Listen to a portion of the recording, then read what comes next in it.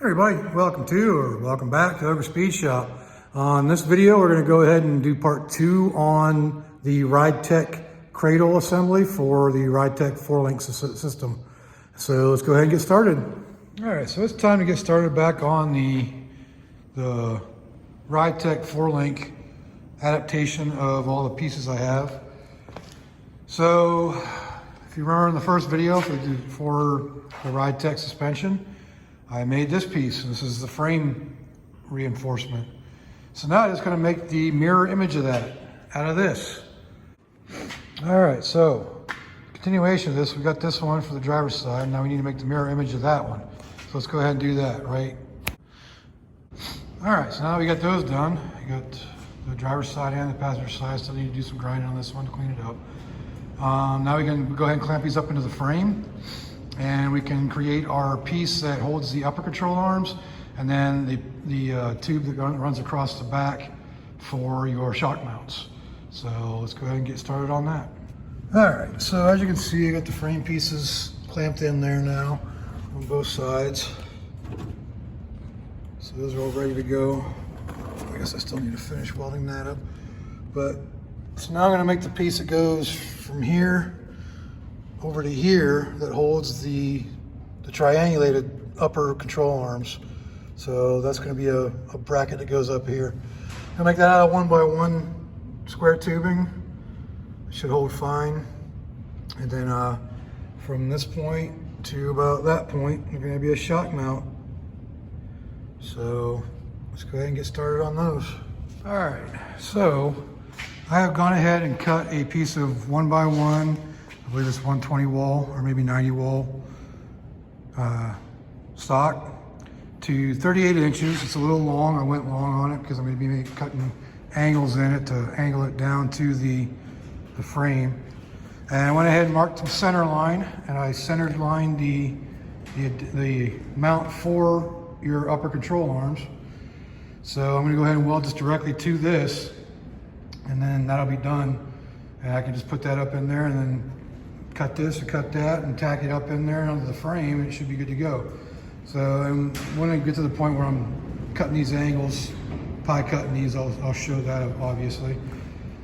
So yeah, that's where we're at right now. I'm gonna go ahead and just tack this on. I don't wanna weld it permanently, but I'm just gonna tack it on there.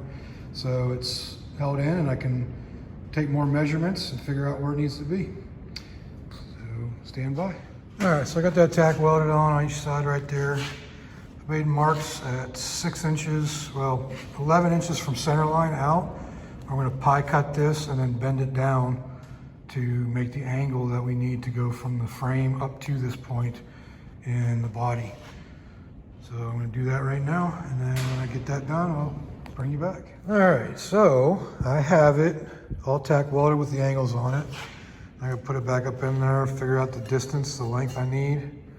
Or I may go find the center line and find that distance there so that way I can cut it out here. And yeah, so once I get that all fitted in there, I'll show you that. All right, so as you can see, I have the upper control arm mount welded to the frame reinforcements. So now I can pull it out and redo and finish welding everything on it and clean it up, make it look good. And I'm gonna go out back, see if I have an inch pipe or maybe 1.5 inch diameter piece of tubing to run across there for the shock towers. So it's gonna be going from about that corner right there to about that corner right there. And I'd rather have that one in as well before I go and take this out. So that's where we're at. All right, so this is where we're at now. Found this piece of 1 3/4 piping in the back. It's 1/4 inch diameter, 1/4 inch wall diameter, or 1/4 inch wall. So it's a good solid piece. So it doesn't quite fit up into the position that it needs to be, but that's fine. It hangs down just a little bit on the edges. But I like that placement, and it's right above the shock mounts on the actual on the control arms, the lower control arms. So they line up really good there. So yeah, I'm gonna go ahead and pull this back off because it's just literally just jammed up in there, and it's scaring the crap out of me right now because I know it's gonna fall on my head because that's my luck. So I'm gonna go ahead and pull it out of here, clean her up, and get her ready to weld in. So that'll be the next thing you see. And I can pull the whole assembly out and finish weld everything. All right, let's get going on it. All right, so now I got the shock mount tube welded in. Not fully welded, obviously. Now I'm gonna take the whole cradle out and finish welding everything. So when I get that pulled out, I'll let you all see it. All right, there you have it. Like I said, it still needs cleaned up and finished welding. But there's my homemade Ridetech 4-link cradle. Man, I just can't think right now. So that's basically what it looks like, and this is a comparison to the original. Better angle at it there, something like that.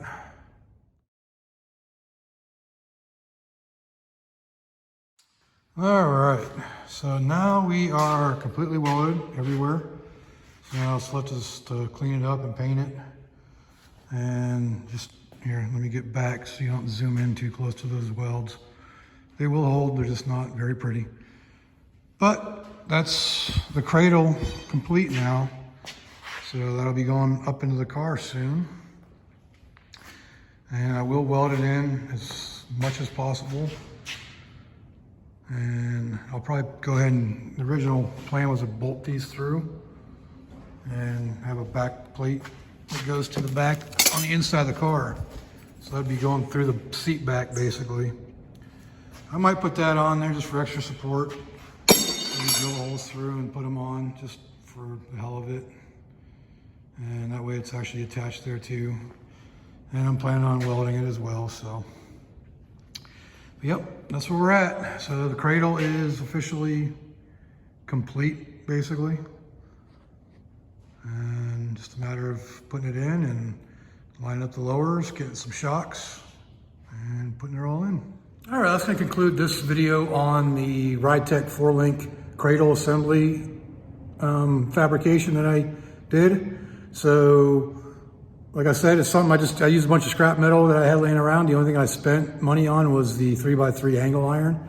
And that cost me like 35 bucks for 8 feet of it. And the rest is just stuff I found around the shop. So, something you can do pretty easily. It's just, it takes time, you know, but you can save 400 bucks or 450 bucks on buying the cradle. But if you got the 450 bucks, go ahead and buy the cradle. It makes it a lot easier. So, if you enjoyed this video, go ahead and give me a like down there. If you really enjoyed watching the videos and some of the other ones I have, go ahead and subscribe. Leave a comment down there and let me know what I can do better. And, you know, go ahead and if you wonder where this one came from, go ahead and watch part 1. It's on my videos. So let's go ahead and get out of here.